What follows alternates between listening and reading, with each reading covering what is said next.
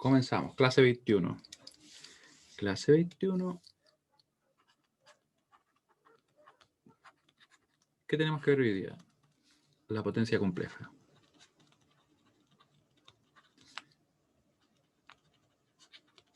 Nosotros hicimos ya el repaso de números complejos, ¿cierto? Me parece que sí, sí, porque estuvimos trabajando, ¿cierto? Ya con impedancias, así que lo tenemos que haber visto después de la prueba 1. Así que no debería haber inconveniente con eso. Ya. Entonces, estamos a jueves 12 de noviembre. Jueves 12.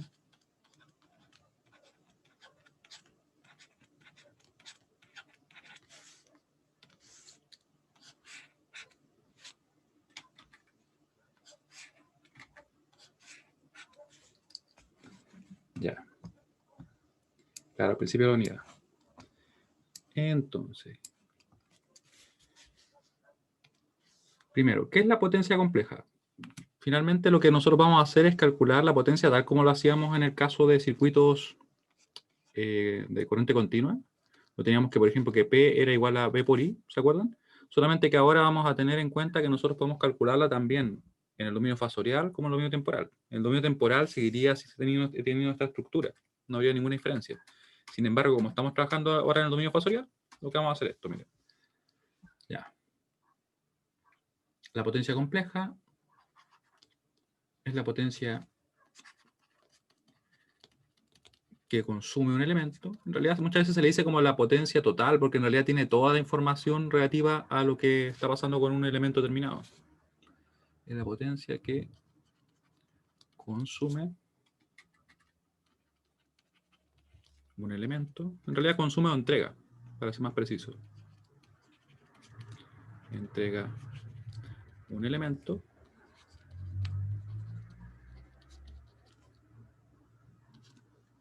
¿Ya? Y puede ser calculada de la siguiente manera.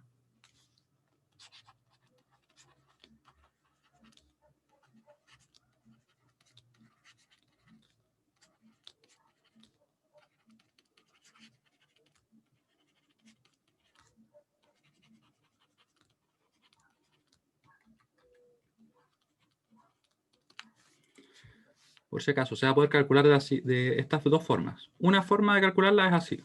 ¿Ya? Por si acaso, la potencia compleja se identifica como S.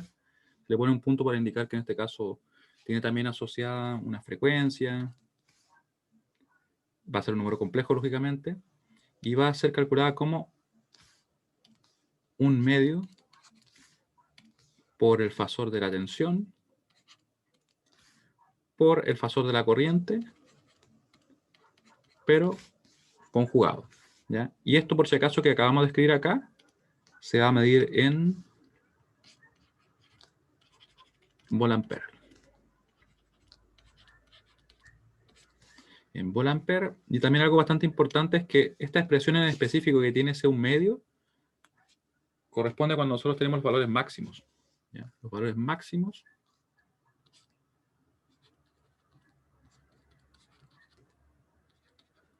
válido cuando B e I se representan por medio de sus valores máximos.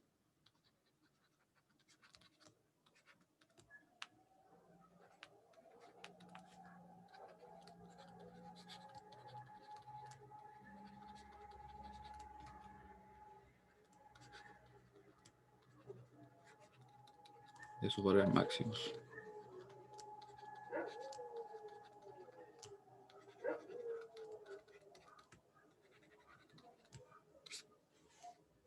Ya.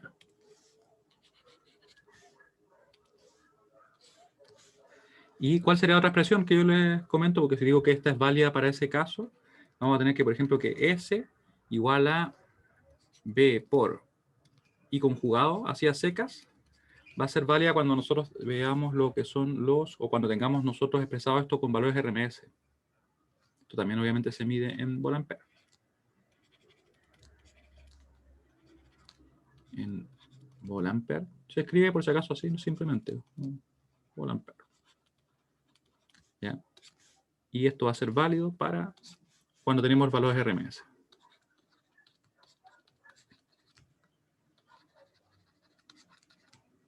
¿Qué son los valores RMS? Vamos a escribir la relación que directamente va a darnos cómo se relaciona el voltaje máximo o los valores máximos con los valores RMS.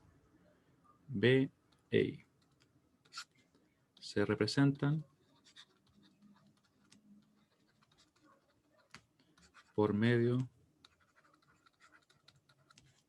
de sus valores eficaces o RMS.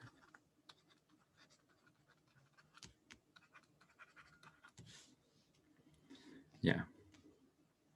Donde un valor RMS, o en realidad un valor máximo, va a ser igual a raíz de 2 por el valor de RMS. ¿Ya? Eso es lo que tenemos que tener en cuenta. ¿Y por qué podemos decir eso? En realidad, ¿por qué se da esta relación? Porque si uno reemplazara, si lo vemos así, imagínense que tuviera, por ejemplo, esto, S igual a un medio por, si queremos ser también más preciso, le podríamos poner aquí también máximo, para que no haya ninguna duda, ¿cierto?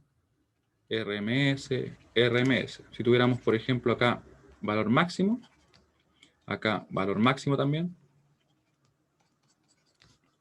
lo que nos quedaría al reemplazar sería simplemente un medio, raíz de 2, ahora iría el valor de RMS, porque reemplacé eso simplemente, ¿cierto? Por raíz de 2, eso no va a cambiar, no lo afecta el conjugado, por eso. Esto iba diferente, iba RMS. Ahí. ¿Sí? Entonces, claramente al momento de multiplicar ese raíz de 2 por ese raíz de 2, nos queda 2 y eso se divide por un medio. ¿Cuál va a ser la expresión que nosotros vamos a usar más? Va a ser esta. ¿Ya? ¿Por qué? Porque en realidad eso de que yo les comento los valores de RMS, que probablemente me parece que no lo mencioné anteriormente. Los valores de RMS simplemente es un equivalente que me dice cuál sería la fuente de continua que produce el mismo efecto en la carga. Entonces, por ejemplo, cuando nosotros trabajamos en la red domiciliaria, ¿ustedes recuerdan más o menos cuál es la tensión que uno tiene en la casa? Por ejemplo, en el enchufe. ¿Lo han escuchado alguna vez? ¿Cuál es el valor? No sé, será 100, 200. Ah, ya. 220 efectivamente, ¿cierto? Pero ese valor por lo general no nos dicen nada más que eso, ¿cierto? Que son 220 volts, a lo más por ahí uno ha escuchado que son 50 Hz, que es la frecuencia de hecho que tenemos, pero ese valor de 220, que es correcto, está expresado en valor RMS, valor eficaz, ¿ya? Entonces vamos a dejarlo como una observación. Observación, por si acaso alguien tiene la duda. Un valor RMS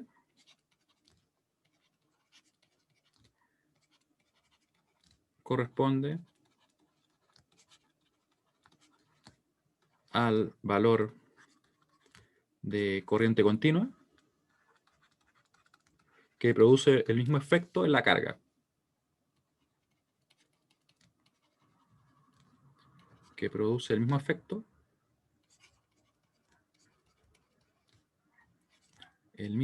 en la carga.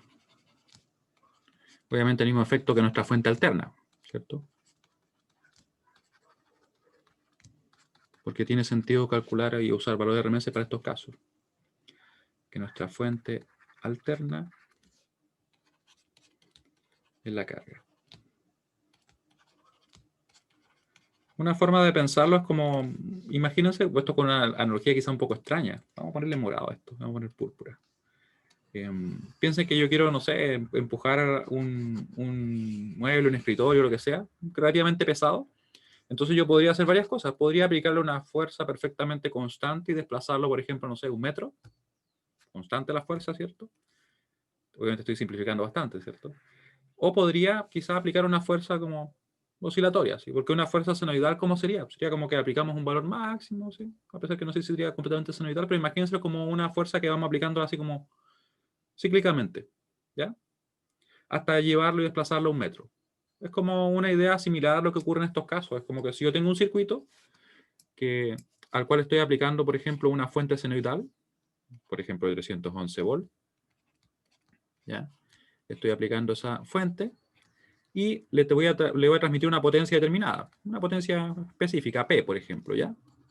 Y eso va a ser equivalente a que yo le pusiera una fuente continua, ya obviamente eso tiene también su polaridad, de continua de 220 volts, ¿ya? Que es lo que nosotros tenemos, por ejemplo, en las casas, ¿ya? La fuente que nosotros tenemos en realidad es esta, una fuente con un valor máximo de 311 volts, valor mínimo también de menos 311, y está oscilando a 50 ciclos por segundo.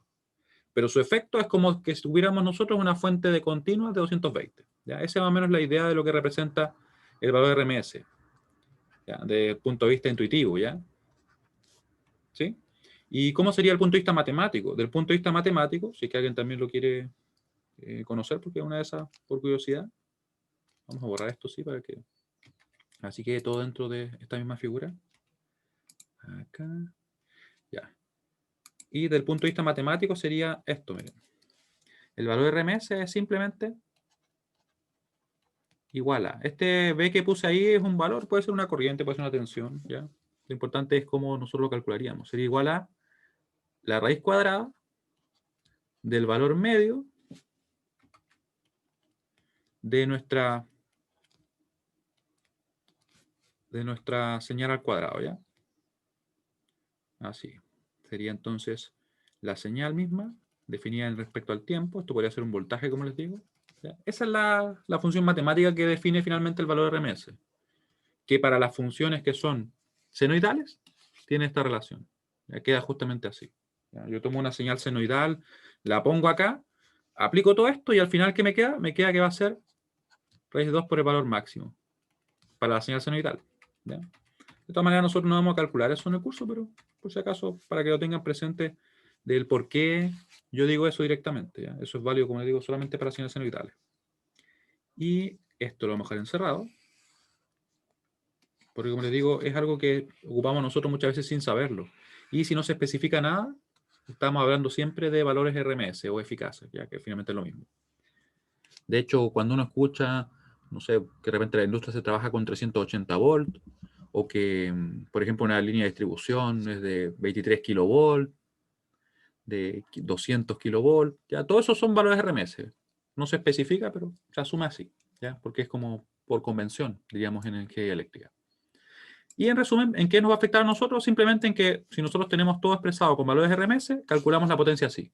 Si es que tuviéramos, en el caso poco probable, que de hecho en el curso no va a suceder, pero se calcularía así, con valores máximos, ¿cierto? Ya.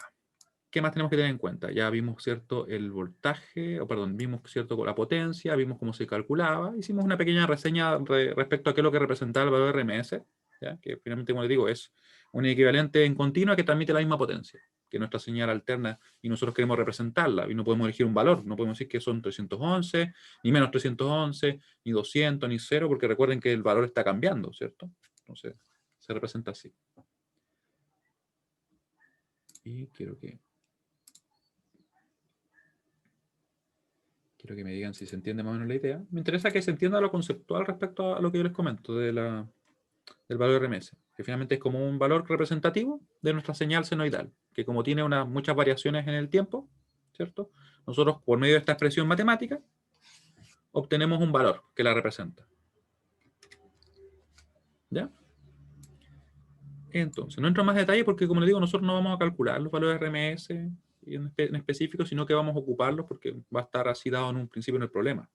¿Ya? Si alguien por ahí le llama más la atención, me comenta, porque de hecho yo tengo apuntes sobre ese tema.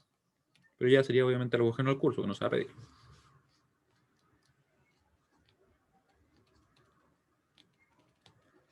Potencia activa. Aquí ustedes van a notar que hay bastantes potencias, que tienen como nombres diferentes y todo, y uno puede decir de repente, pero ¿para qué? ¿Cierto? Pero en realidad lo que va a suceder es lo siguiente. La potencia activa va a ser directamente la parte real de la potencia compleja. Solamente la parte real. ¿Ya? Corresponde a la parte real.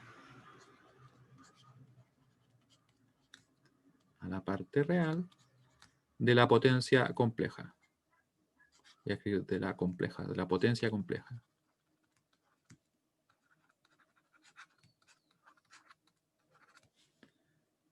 ¿Ya? Y se mide en watts. Y uno podría decir, pero ¿cómo cambia la unidad, cierto? Pero en realidad es simplemente para poder representarla, porque siguen siendo potencias, ¿ya? Solamente para poder diferenciar claramente si es que es una potencia activa, si es que es una potencia compleja, ¿ya? Voy a escribir la palabra en watts. Eso se escribe así, ¿ya? ¿Y cómo quedaría representada? De esta forma.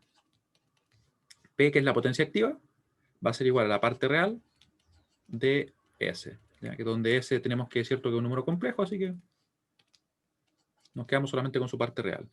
Y como les decía, se va a medir en watts. ¿Qué representa la potencia activa? Para que tenga sentido definirla, obviamente. La potencia activa representa, por decirlo así, el trabajo que se realiza efectivamente. Supongamos que yo tengo, y esto para que ustedes se hagan una idea, imaginemos que tenemos un generador, una fuente en este caso, de energía. Y tenemos acá un conjunto de consumos. Por ejemplo, estos son casas. Imagínense que tenemos ahí otra casa, o esas casas del Monopoly. ¿Ya? Tenemos, no sé, industria, supongamos que hay una industria por acá también. Media chueca la industria, pero ahí está. Tiene una puerta grande también. Ahí está. ¿Ya? Y tenemos varios de estos. Todo esto se puede representar como una sola carga. O sea, yo lo podría representar de esta forma. Y decir, por ejemplo, el valor que tiene esa impedancia. Y no habría ningún inconveniente. Claro, si yo obviamente pudiera modelar justamente esa población, incluso esa ciudad, de esta manera. ¿Ya? ¿Y para qué quiero ver esto? Porque en realidad nosotros vamos a ver que va a ser la carga, el consumo, ¿cierto? El que va a solicitar potencia. Uno a veces tiene la idea contraria. Por ahí si alguno de ustedes, no sé, arma PC o le llama la atención el tema, las fuentes de alimentación, con ello pasa lo mismo. ¿Ya? No es como que la fuente, por ejemplo, no sé si ustedes se han dado cuenta. ¿Alguno de ustedes ha armado un PC? Pueden poner ahí sí, sí, no. No creo que no sepan qué es un PC. Imagino que sí, porque dado que justo su carrera está relacionada con ello.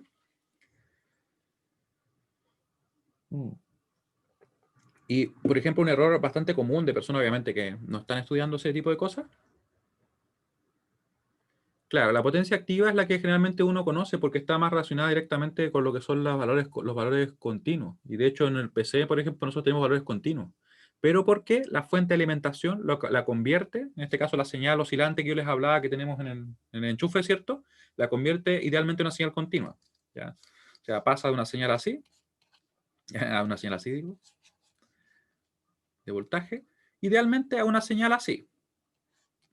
Aunque no es tan así, porque lo que sucede es que muchas veces queda con una pequeña oscilación. O sea, nos quedaría algo así. Nos quedaría con un pequeño rizado. Esto obviamente está maximizado, ¿ya? Este rizado puede ser pequeño, puede ser de unos cuantos milivolts, ¿ya? Pero eso genera inestabilidades y genera ruido también, ¿ya? Ese rizado es indeseado.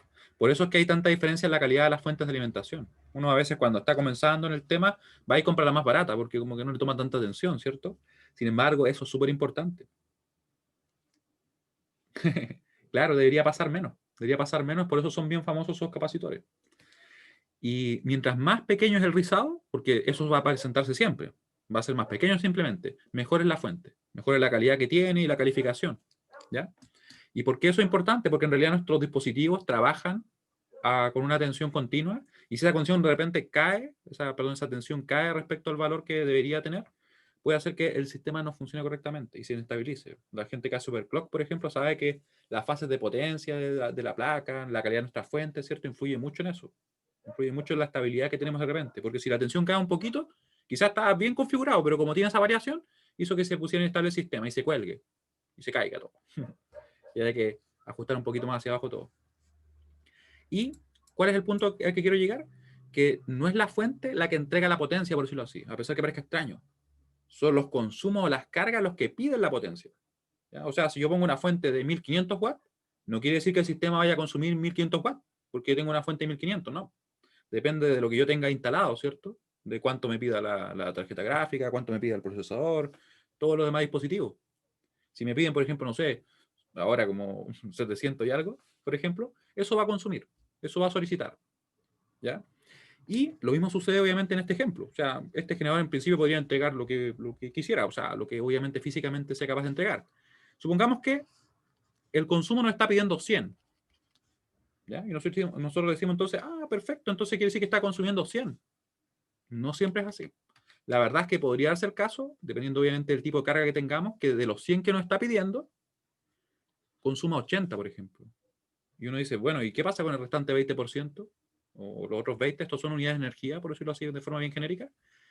Los otros 20 los va a acumular en sus campos magnéticos, en sus campos eléctricos, y después los va a devolver. Y eso lo hace cada semiciclo. Y uno puede decir, pero bueno, entonces, ¿para qué pidió 100 si ocupa 80? Es ineficiente, ¿cierto? De hecho, en principio se le va a cobrar por lo que solicitó, por los 100. Pero no solamente tenemos esa desventaja, porque eso también afecta a nuestra generadora. ¿Por qué? Porque las líneas para poder transportar esa potencia, los transformadores para poder manejar también esa transmisión de energía, van a tener que tener una especificación mayor, van a tener que ser de mayor potencia. Las líneas van a tener que ser más gruesas para transportar más corriente. Entonces, finalmente, va a incurrir en mayores costos del generador. Entonces, no le conviene que le estén pidiendo energía que no van a utilizar. ¿Ya? Piénselo también del punto de vista, y esto es un ejemplo como quizá bien burdo, pero como, no sé si ustedes saben que de repente los supermercados, las botillerías creo que se manejan más así, que de repente, no sé, por ejemplo, Coca-Cola le lleva una cantidad de cajas determinada. Supongamos que le manda, no sé, 20 cajas. Y si un local va y vende, por ejemplo, 15, es como que le paga las 15, por decirlo así, como que no lo compra. No me acuerdo el nombre que tiene ahora, esa modalidad. El tema es que obviamente la empresa que está entregando, en este caso, esas cajas, no le interesa que alguien le pida, por ejemplo, 50 y venda 10, porque finalmente hay un costo de oportunidad de poder haber vendido esas en otro lugar, ¿cierto? Entonces, algo similar ocurre en este caso. Ya, no me sirve a mí que me pidan de 100 si van a ocupar 70, 80. O sea, pídanme los 80. ¿Ya? Así no tengo que trasladar toda esa potencia que me va a resultar más costoso, ¿cierto? Y en base a eso es que lo que se hace aquí en Chile actualmente, y de hecho en muchas partes del mundo, es que se penaliza esto. Se penaliza con un mayor costo. O sea, si es que esta relación que tenemos acá es muy baja, me sale más cara la energía. Que si, por ejemplo, la relación es más alta. Por ejemplo, no sé, supongamos que yo de esos 100 que pedí, si yo ocupara el 95 y 5 no los ocupara y los devolviera, ahí no hay problema. Me cobran así un poquito más barato. ¿Ya? Porque se busca la eficiencia desde el punto de vista de la transmisión de potencia. Entonces, la parte real, o perdón, la potencia activa que corresponde a la parte real, viene a representar eso. La potencia que efectivamente se ocupa para realizar un trabajo. Nos dimos una gran vuelta, ¿cierto? Pero es eso. Es eso. Así que lo vamos a escribir acá. ¿Ya? Representa la potencia que efectivamente se utiliza para producir un trabajo. Por ejemplo, para hacer girar los motores, para calentar un calefactor. ¿Y cómo se disminuye esa relación? Lo que se hace es que se ocupan, en realidad, esto un poquito, lo estamos adelantando como una semana, pero más o menos para que tengan una idea, esto que ustedes ven acá, esa relación y el por qué se produce un menor consumo de lo que realmente se está pidiendo, es cuando tenemos muchos motores, por ejemplo, muchos motores eléctricos. Realmente las industrias, como tienen muchos motores, hacen que suceda este efecto, ¿ya? Debido a algo que ocurre con los inductores. Y para compensar eso, lo que se hace es agregar capacitores, bancos de capacitores, de hecho, varios capacitores que están conectados en paralelo a la entrada de nuestro circuito, y eso lo que hacen ellos es anular finalmente ese efecto. No lo anulan completamente, pero sí lo disminuye lo suficiente para poder elevar esta relación. ¿Ya? Que esto, como les digo, es algo que nosotros vamos a ver después y que se llama factor de potencia. Pero así es como se realiza. ¿Ya? Representa la potencia que se utiliza para producir un trabajo efectivo. Y que obviamente se diferencia de la otra potencia que es simplemente creo campos magnéticos, campos eléctricos y que finalmente se devuelve cada semiciclo. Es como que en este semiciclo, por ejemplo, le mandamos la energía y el otro semiciclo me devuelve, por ejemplo, esa restante. ¿Ya?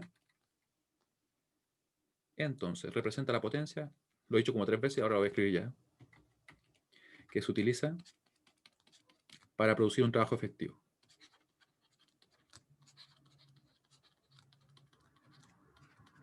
Y por trabajo efectivo me refiero, no sé, algo que sea útil para nosotros, hacer girar motores, ¿cierto? El encender luminaria, y para todos esos efectos.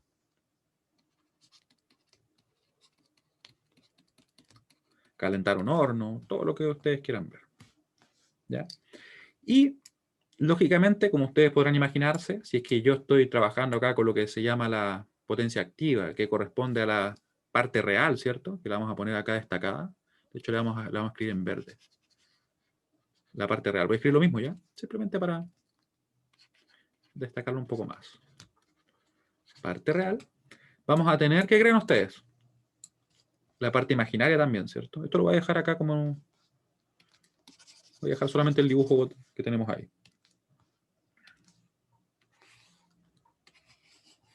Dado que es como una especie de ejemplo que nos sirve para ver esa idea. Y vamos a ver también lo que se llama ahora la potencia reactiva, que va a corresponder a esa parte imaginaria de la cual yo le estoy hablando, ¿cierto? Así que va a ser potencia reactiva. Reactiva. ¿Ya? Y esta potencia va a corresponder a la parte imaginaria de nuestra potencia compleja. Y se va a medir en volt-ampere reactivos. Volt-ampere reactivos. Y aquí como que uno empieza como a preguntarse, y en realidad, ¿para qué le cambian el nombre de las unidades? Pero es simplemente para rápidamente y de forma bastante simple identificar las diferentes potencias. ¿Y qué es lo que representa? La parte imaginaria de la potencia compleja.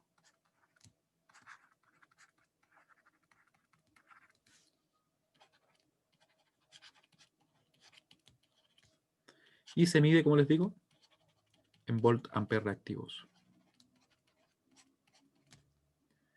Volt-ampere reactivos. Que finalmente nosotros los vamos a representar únicamente como bar. Así, con minúsculas. Todas minúsculas. ¿Ya? ¿Cómo va a quedar? Va a quedar así. Vamos a poner acá Q igual a, no la parte real, sino que la parte imaginaria. La parte imaginaria de la potencia compleja. Me cortó la llave ahí. ¿Qué pasó ahí? Ahí. Y se va a medir, como les decía, en watts. Perdón, en volt ampere. Reactivo. Ahí sí. Estaba mirando arriba y escribí watt. Dije watt. Ya. Y va a finalmente a representar esa potencia que, por si acaso les adelanto, que va a producir campos eléctricos, campos magnéticos, y eso lo va a hacer ¿dónde? Los capacitores y los inductores. ¿Ya?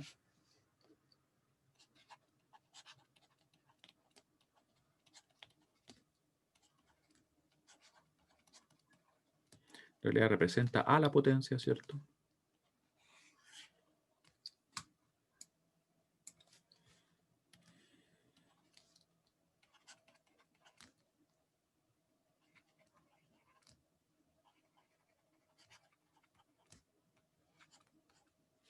Eléctricos y magnéticos.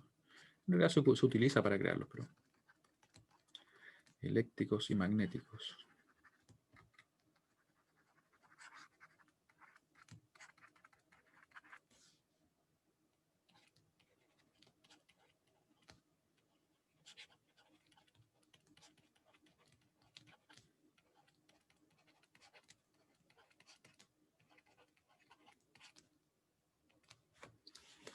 Ya. Y les voy a mostrar una imagen que por lo general se utiliza bastante. A mí la verdad es que antes no me gustaba mucho esta imagen, pero como que tiene un efecto de dejar más o menos clara esa idea. Miren.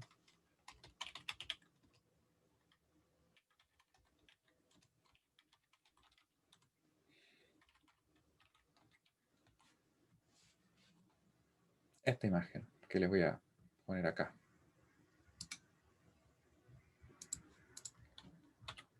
La ocupan bastante, no sé si ustedes la habían visto, probablemente no.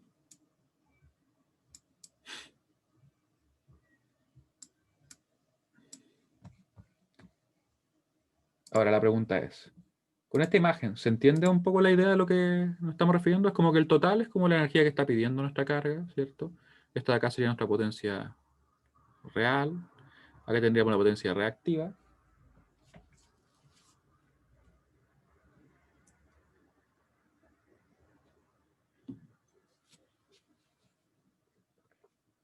Ya, muy bien. Entonces, lo que vamos a hacer, vamos a calcular, acá en un circuito relativamente simple, vamos a calcular las potencias. Vamos a escribir ejercicio. Ejercicio. Calcular las potencias.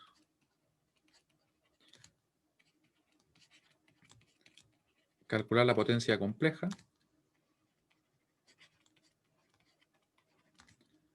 Vamos a calcular la potencia compleja en este caso que entrega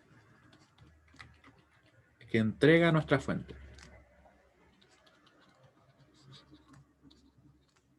La fuente del circuito. Va a ser un circuito relativamente simple, así que para que lo vamos a calcular rápidamente.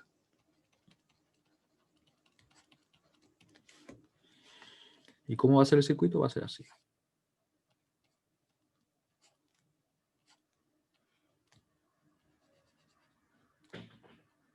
Ahí.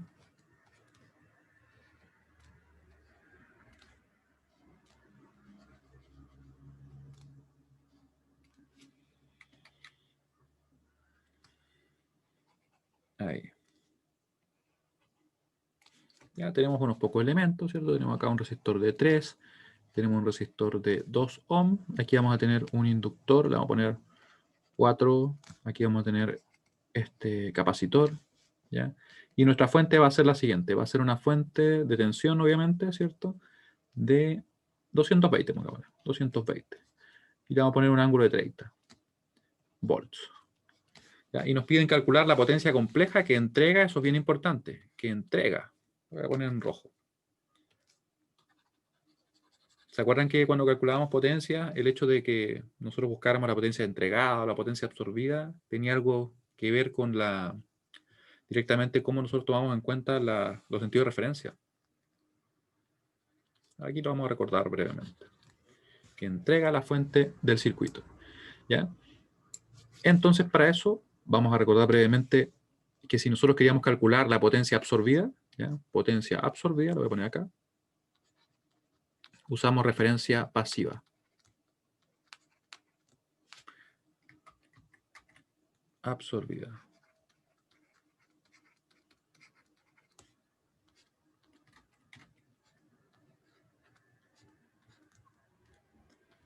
Ahí. Referencia pasiva, ¿cierto? Recuerden que la referencia pasiva quiere decir que la corriente estaría ingresando por el positivo de nuestra tensión. ¿Ya? Referencia pasiva. Lo voy a poner acá abajo para que quede mejor. Ahí. Referencia pasiva. Y si nosotros queremos calcular la potencia entregada, que es precisamente la que nos piden ahora, sería de esta forma, miren. Entregada.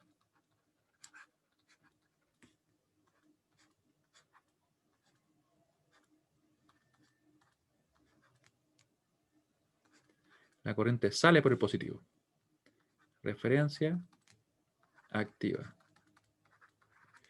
Ya. Y esto lo vamos a dejar encerrado acá. Lo vamos a dejar con arco iris. ¿Por qué tengo color café ahí? Ahí. Ahora, con eso, claro, y en realidad esto es un recordatorio, ¿cierto? Recordatorio. Podemos entonces calcular. Podemos usar cualquier método. ¿Cuál usarían ustedes? Ustedes van a elegirlo, de hecho. Ustedes van a elegir el método por acá. Piénsalo desde el punto de vista cuál nos debería resultar más simple, considerando la cantidad de nodos, considerando la cantidad de mallas. La idea es obviamente buscar aquel que sea más rápido. Voten nomás.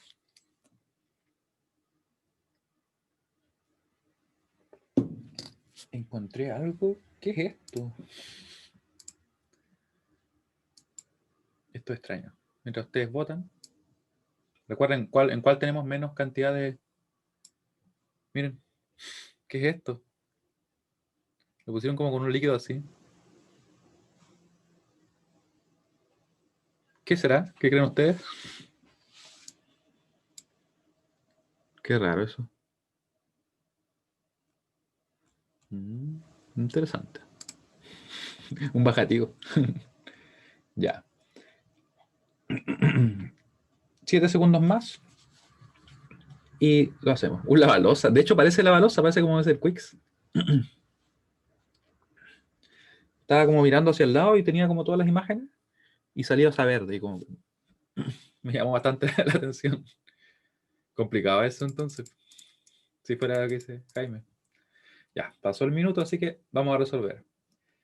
Ganó mallas. ¿Ya? Si me preguntan a mí, en realidad, quizá un poquito ligeramente más simple con mallas, ¿ya? Por el hecho de que igual se nos define con no, ¿cierto?, la tensión que tenemos acá, pero igual representa ligeramente un poco más de trabajo. Así que mallas es una buena opción. Ahí. Vamos a calcular entonces las corrientes. Y comenzamos. ¿Cómo nos va a quedar acá? Miren. Nos va a quedar menos 220 con ángulo de 30. Nos va a quedar más 2 por I1. Y vamos a tener más, recuerden, menos, porque seguimos sumando, pero el menos forma parte de la impedancia, ¿cierto? Le pueden poner obviamente directo el menos, no es necesario ponerlo así. Yo lo pongo de esa forma para que ustedes vean que siempre seguimos trabajando igual que antes, ¿ya? A pesar que podría parecer que no. Y 1 menos I2 igual a 0. Eso lo podemos representar entonces como 2 menos J1, ¿sí? La parte real, la parte imaginaria, todo eso queda multiplicando a nuestro I1. Nos quedaría entonces menos, nos quedaría más J1 por I2. Y eso sería igual a 220 con ángulo 30. Tendríamos entonces la primera ecuación. Primera ecuación. Medio checa la caja que hice, o el rectángulo. Ahí. Y luego, también ese nombre sería como más cercano. Ya. Y en la otra, ¿cierto? Hacemos lo mismo. Vamos a obtener la ecuación. Tenemos entonces menos 1, ¿cierto? Por la corriente I2 menos I1. Estoy trabajando primero con ese elemento. ¿Ya? Después más J4 por I2. Y más ese elemento, ¿cierto? Más 3 por I2. Igual a 0, que se nos acabaron. Ahora ya tenemos entonces la ecuación, ahora simplemente despejando, ¿cierto? En realidad ordenando. Sería entonces menos más J1 por I1. Y tendríamos, ¿cierto? El I2. Vamos a trabajar con la parte real y con la parte imaginaria. Sería entonces la parte real 3.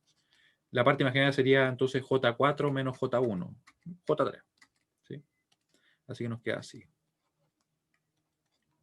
3 más J3. Ahí. Nos queda entonces el I2. Y eso igual a 0. Tenemos las dos ecuaciones, podemos formar el sistema, resolvemos, ¿cierto? Y estaríamos ok. Y mientras tanto, mientras yo armo el sistema, quiero que ustedes piensen bien en esto. Ya, por ejemplo, para calcular nuestra tensión, sabemos que según lo que nos indicaban arriba, tiene que ser de esta forma, ¿cierto? Es como, o sea, perdón, nuestra potencia compleja. Es S igual a B por I. Fíjense que no se especificó nada, ¿cierto? No se decía si era RMS, ¿no? Así que vamos a asumir que es RMS. Y para que no hayan dudas, si que lo revisa después, le vamos a poner acá. Lo vamos a ver por acá. La tensión está expresada por medio de su valor RMS. Ya, pero recuerden de todas maneras que si no se dice nada, se asume que es RMS. En las pruebas yo generalmente igual le pongo el específico para que no haya ninguna duda.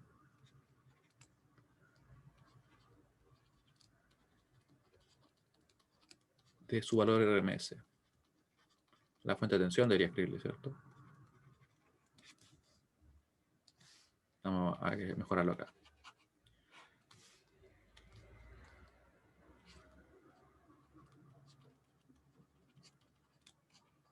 Ya, expresada por medio de su valor RMS. Para que no exista ninguna duda, al menos en un comienzo. Ahí. Y con eso, ustedes pueden ver que la tensión que nosotros tenemos en realidad está dada. Nos faltaría conocer la corriente. Quiero que ustedes piensen por mientras yo armo el sistema, lo resuelvo y todo. ¿Cómo va a ir la corriente? ¿Va a ir hacia acá o va a ir hacia acá? ¿Ya? Seguro que no están pidiendo. Ustedes hagan ese trabajo, yo por mientras hago este otro trabajo. Así vamos trabajando en equipo. Tratando de dibujar acá una línea recta. Oh, ¿qué pasó ahí? Ahí. Vamos a poner por acá. Porque ya no estoy muy derecho. Por ese lado no estamos muy bien. Ahí. Ahí. ¿Cómo iría la corriente? ¿Qué opinan ustedes? ¿Ya? ¿Y los demás qué opinan?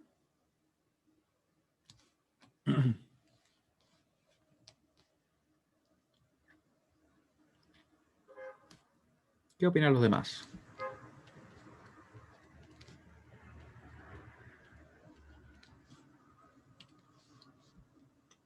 220, me faltó espacio, eso que lo corrí igual, pero lo puedo correr de nuevo, ¿no? Si puedo, ¿no? Si puedo, bien. Ahí sí puedo. ¿Y esto también? No, se quedó junto, se juntó con lo otro. Allá no pude. Después nos queda acá 0.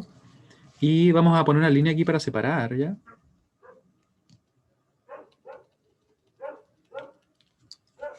Up. Muy bien.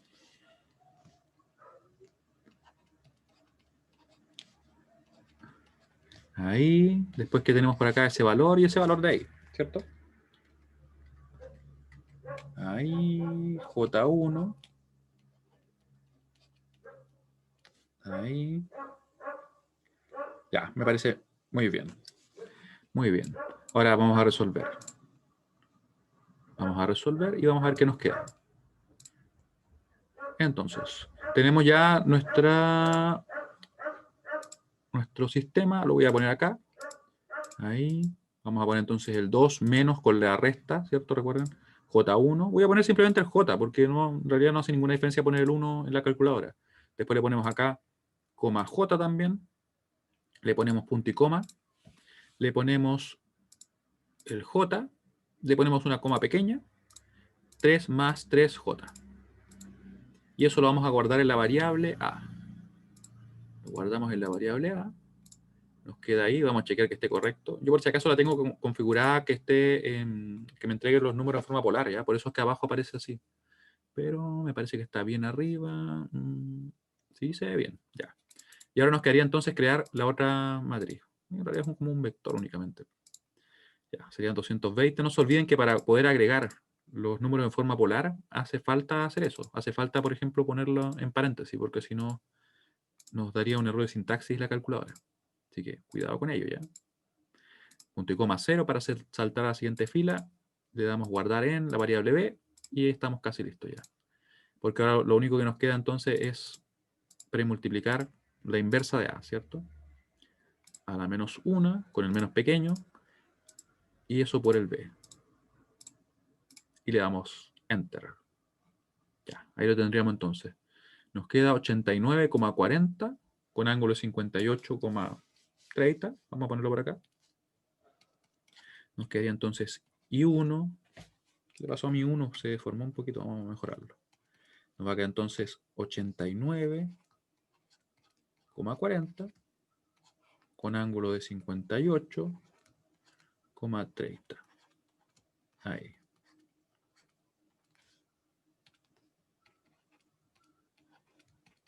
Y nos quedaría entonces 21,07. 21,07 con ángulo de menos 76,70 nos va a quedar. Ahí. Ampere. Borramos este momento porque lo vamos a escribir igual. ¿Ya? Y ahora, justamente lo que les había preguntado a ustedes, que me respondieron correctamente, ya es lo siguiente. ¿Cómo vamos a obtener entonces la potencia? Porque recuerden que les decía yo que la potencia, según lo que vimos arriba, se calcula de la siguiente manera. Ya voy a escribir acá para que lo tengamos. ¿Ya? Ahora calculamos la potencia compleja entregada por la fuente. Calculamos la potencia compleja entregada por la fuente. Por la fuente. ¿Ya? Y es importante, ¿cierto? Usando referencia activa, porque es la entregada, ¿cierto? Usando referencia activa. Fíjense bien que desde el punto de vista de lo que sucede, por ejemplo, acá con nuestro elemento, en realidad es cambiar la dirección de la corriente.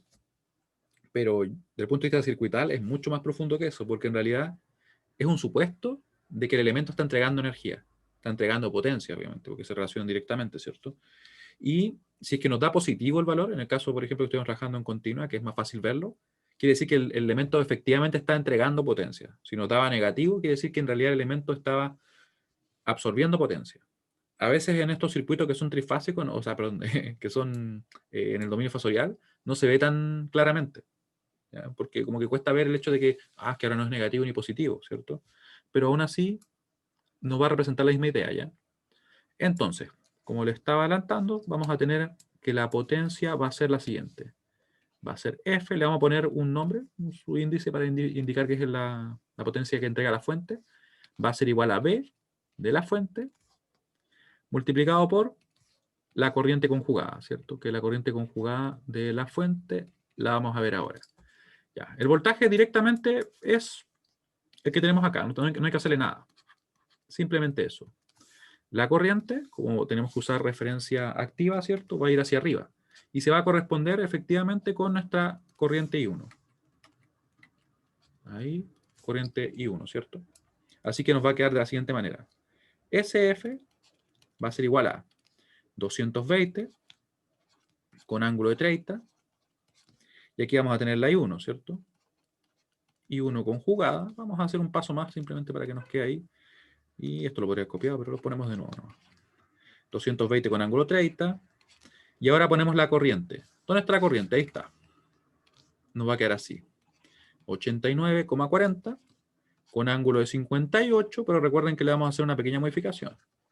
Yo, como este es el primer problema que hacemos de este tipo de cálculo, pues le voy a hacer todos los pasos, ¿ya? Después, obviamente, pondré quizá el resultado nomás, pero por ahora vamos a hacer todo eso.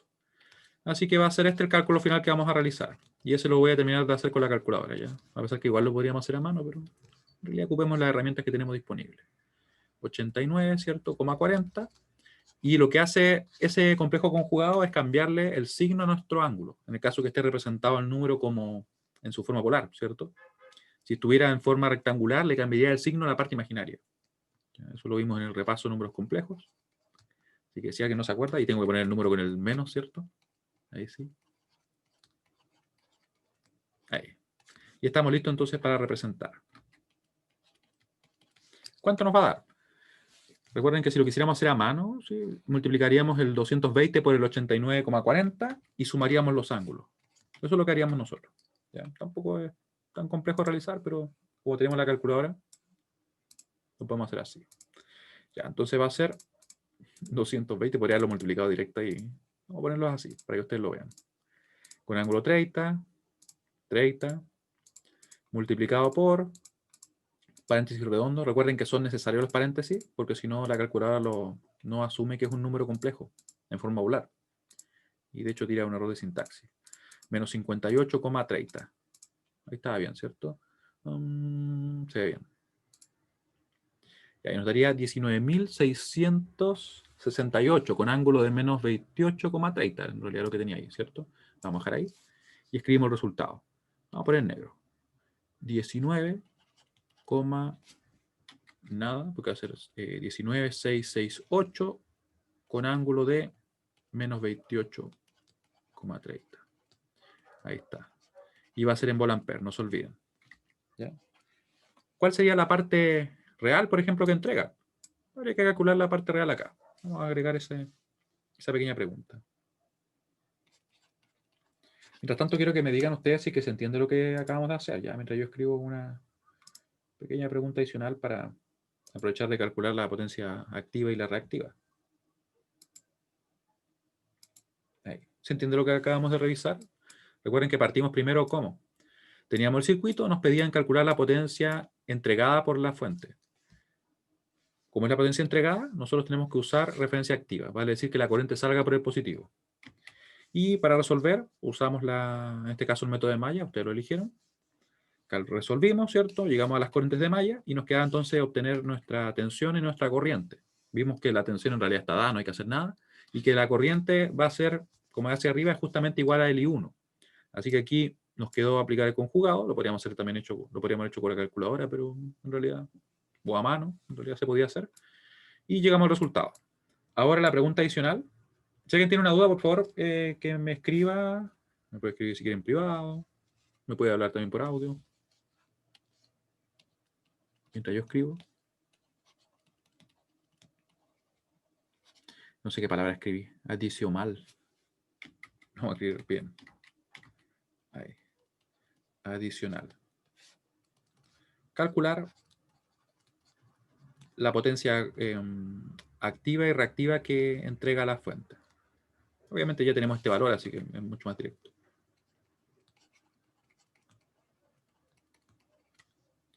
La potencia activa y reactiva.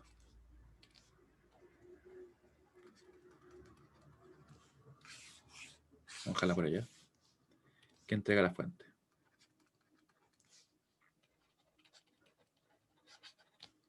La fuente del problema anterior.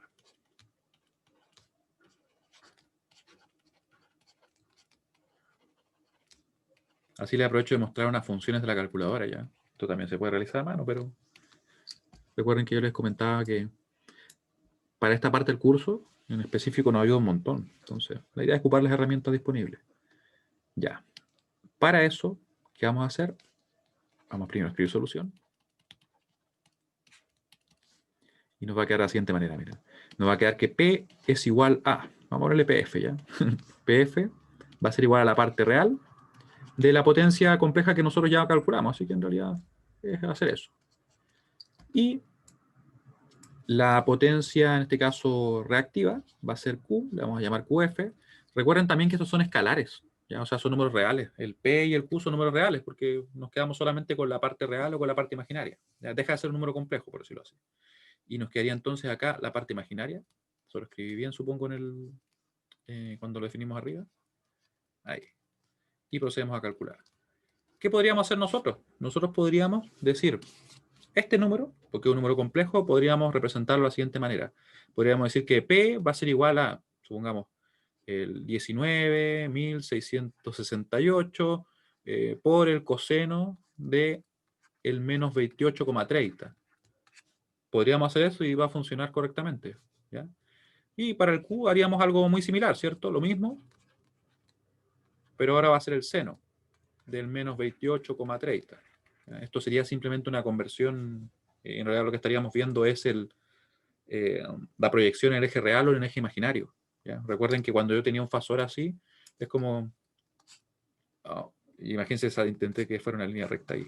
Si tuviéramos algo así, ¿ya? Que estuviera representado ahí el fasor, por ejemplo, nosotros tendríamos la proyección acá, ese sería el P, y la proyección que tendríamos acá, ¿cierto? Sería el Q. ¿Y qué nos quedaría? Ese es el S, obviamente. Ahí, ¿ya? Así lo podríamos calcular sin ningún inconveniente. Sin embargo, en la calculadora se puede hacer de una forma un tanto más rápida. Miren, miren bien esto. Nosotros ahora, ya que tenemos el número, voy a borrar esto, podríamos usar una función llamada real, que lo que hace es calcular la parte real. Para eso yo voy a presionar 2 veces el alfa para que quede enclavado. Ya lo voy a soltar ahí. 2 veces. ¿Se fijan que queda negrita la? Entonces yo ahora puedo empezar a escribir lo que quiera. Botar, no sé qué es lo que es. ¿Para qué lo hago? Porque ahora puedo escribir real. Voy a escribir... ¿dónde está la E? Ahí está la E. Aquí está la A, aquí está la L. Ahí. Después suelto el botón, ¿cierto? Voy a poner paréntesis y algo muy positivo, muy bueno que tiene esta calculadora es que nosotros si tenemos algo acá, por ejemplo, queremos poner ahí un número, lo que sea. Si yo subo, puedo seleccionar cualquier cosa. Entonces puedo tomar incluso ese número. Lo pongo ahí dentro, presiono Enter y me da el resultado. Así de simple. Se dan cuenta que tomé la función, le puse un argumento y listo. Así que nos dio que la parte real es 17.317. Vamos a copiarlo por acá. Vamos a copiarlo por acá. 17.317,2 le vamos a dejar. Claro, así tal cual. Ahí. Ustedes pueden comprobar que lo que hace la calculadora por dentro en realidad es lo mismo que teníamos acá, pero obviamente de una forma más rápida. Voy a tomar ese número, el 19.668. Solamente para que ustedes lo vean y no me crean a ciega, obviamente. Por el coseno. Y le ponemos el ángulo, menos 28,30. Y estaba al lado. Menos 28,30. Ahí. ¿Ven? Da lo mismo. Y si yo acá voy y calculo acá, le podría poner el seno. También se pueden escribir por si acaso a mano, ya si uno quiere. Solamente que a mí me cuesta ver las letras, pero eso ya es un tema personal. No sé si a ustedes les pasará lo mismo. Pero recuerden que esto está en inglés, así que sin. Sin, ¿dónde está la I? Ahí está la I. Ya. Ya. Ahí. Enter. Nos debería dar eso. Vamos a ver qué nos da. Vamos a ver qué nos da. Para poder calcularlo de forma automática, como lo hicimos recién con la función real, tenemos que escribir imag. Así, imag. Dejamos enclavado 2 veces, recuerden. Imag. Hay casos en los cuales es más simple. Por ejemplo, acá en realidad no es tanto el trabajo que representa poner el seno, ¿cierto? Pero si es que es una expresión más grande, ahí puede que nos ayude bastante. Porque esto obviamente va a resolver todo lo que tenga dentro, pueden ser operaciones incluso, y después calcular la parte imaginaria. O sea, que más rápido, ¿no? Y nos da entonces, vamos a tomar acá el número, ¿dónde quedó? Ahí. Enter. Y ahí lo puso justo dentro de los paréntesis. Yo presiono Enter y ahí lo resuelve. Y nos dio exactamente lo mismo, ¿cierto? Menos 9.324,4 le vamos a dejar. Menos 9.324,4. No se olviden que aquí medimos en realidad representamos la unidad como bar, porque en este caso es una potencia en realidad reactiva, ¿cierto? Y así compleja, pero no. Ya. Y con eso estaríamos ok, no tendríamos que hacer nada más porque estaría listo, ¿cierto? Y algo muy importante, no se olviden del signo. El signo representa algo, porque este signo que apareció acá me está diciendo a mí implícitamente que la componente que predominó en el circuito es la componente capacitiva. ¿Ya? Eso me está diciendo. Y ahora, una vez que tenemos eso listo, quiero saber si tienen alguna duda. ¿Alguna duda? Y le voy a dar una información, ¿ya? Una información. ¿Se dan cuenta que es bien poderosa la calculadora? O sea, yo podría escribir... Imagínense que yo les preguntara a ustedes esto. Les preguntara, calcule la parte imaginaria del siguiente número, la siguiente operación. ¿Dónde está la M? Se me pierde siempre la M. Y la A, y la G, y todas las letras. Ahí. Supongamos que yo quisiera, miren, quiero conocer la parte imaginaria de este número. Y que no es un número así directamente solo él, sino que voy a decir de él, pero multiplicado por este otro número, que va a ser, por ejemplo, el 12 con ángulo de 25, ¿ya? 25 grados sexagesimales, y todo eso dividido supongamos en 3J. Se fijan que ahí obviamente son prácticos, me dio inmediatamente la parte imaginaria. ¿Ya? Y si quiero la parte real, lo mismo. La parte real, lógicamente, lo mismo. Si ustedes encuentran las letras más rápido que yo, va a ser mejor todavía. Y hay una función más todavía, miren. Ya con esta cierro porque... Ahí, miren, esta función llamada cong. ¿Qué creen ustedes que va a hacer esta función? Como bien evidente, ¿no? Cong. Cong, ¿dónde está la J? Ahí está. Va a calcular lógicamente el complejo conjugado. Y nos lo dio en este caso en forma polar porque lo tengo configurado así. Si yo lo tuviera configurada la calculadora como formato para representar los números en rectangular, ¿cierto? Los complejos, nos quedaría así. Así, ahí sí. ¿Ya? Entonces, ya con esto por hoy día estaríamos ok, pero le voy a dar una información, porque al principio antes de comenzar la clase me preguntaban por las notas de la prueba. La verdad es que igual me ha atrasado. Y siendo honesto, la verdad es por el tema de que en realidad tengo muchas pruebas que revisar y el sistema de revisión online toma mucho más tiempo. Primero porque son muchos más problemas, además de que los cursos son grandes, ¿cierto? Y así que para compensar eso, todos ahora en la prueba, obviamente cuando esté la nota disponible, van a tener 2 décimas sobre su nota. Así, simplemente por el atraso para compensarlo. Y además, si es que el día, por ejemplo, martes, en la clase, antes de la clase, no están las notas, le voy a sumar una décima más. Si al día siguiente no están de nuevo, otra décima más. Y así por cada día que no estuvieran. Si que no estuvieran, obviamente. Yo voy a trabajar para tenerlas antes del martes. ¿Ya? ¿Les parece? ¿Ya? Así que todos tienen 2 décimas de compensación por el retraso en la subida, porque en realidad la idea era tenerla, ojalá esta semana al principio, ¿cierto? ¿Ya? Pero la verdad es que ha estado complicado poder terminar todas las revisiones, ¿ya? Así que, como compensación. Y si es que no cumpliera al tenerla antes de la clase el martes, tiene que ser antes, obviamente. Una décima más ese mismo día. Y así, todos los días, obviamente, a la misma hora, se iría cumpliendo, ¿ya? No, espero yo no llegue hasta el punto, pero que las 2 décimas, lógicamente, pero para que lo tengan presente, ya, porque corresponde, ya. Así que, bueno, le agradezco mucho su participación y nos vemos el próximo martes. Ya, nos vemos el próximo martes, donde deberían estar las notas antes de la clase, o si no, como saben, como le digo a usted, ahí ya sería otra décima más. Ya. Así que bueno, que estén muy bien. Chao, chao.